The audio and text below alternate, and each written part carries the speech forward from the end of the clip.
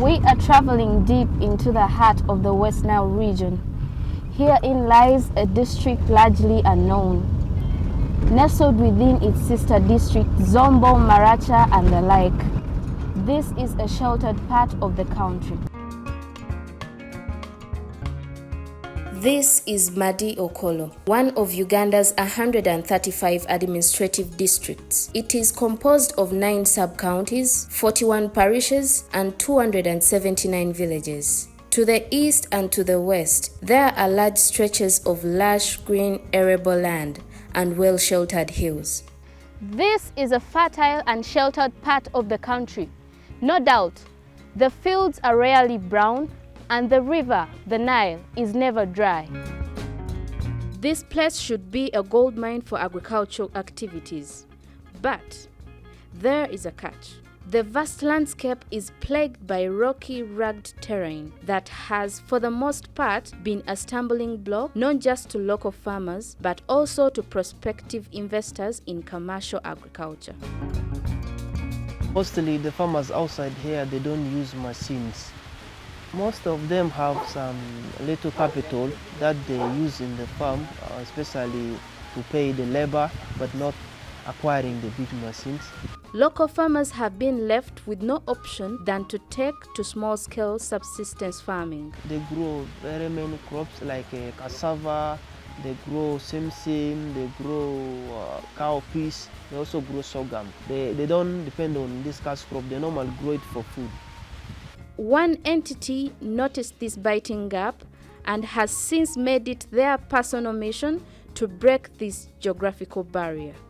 In this farm, which is around 150 acres, we have like 17 investors who are investing here, and we are the ones who are managing their investment for them.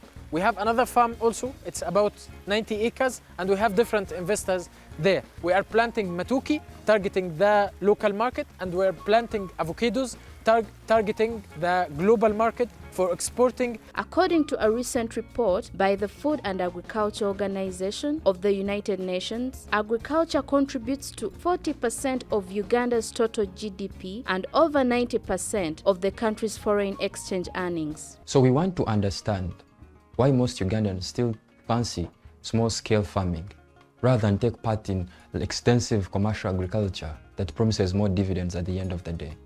You need an initial amount of capital to do commercial farming, which most small-scale farmers have limited access to. Depending on the part of the country, you'll part with anything between 80,000 to 150,000 per acre, just to plow the first time. Professor Chizito also believes that the local farmers are constantly plagued by a chronic lack of knowledge and also limited access to markets for their goods. You must admit that the biggest markets are in urban and peri-urban areas, and most of these value chains are controlled. Alwadi's for investment has changed not just the face of the region, but also people's livelihoods.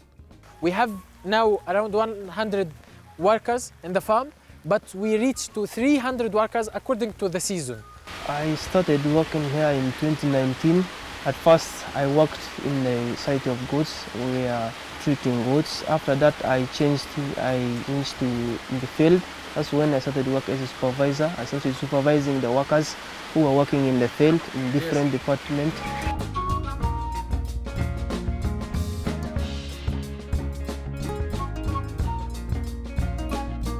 I've traveled to almost 8 countries around the world. The best weather I've seen is Ugandan weather, as we can see.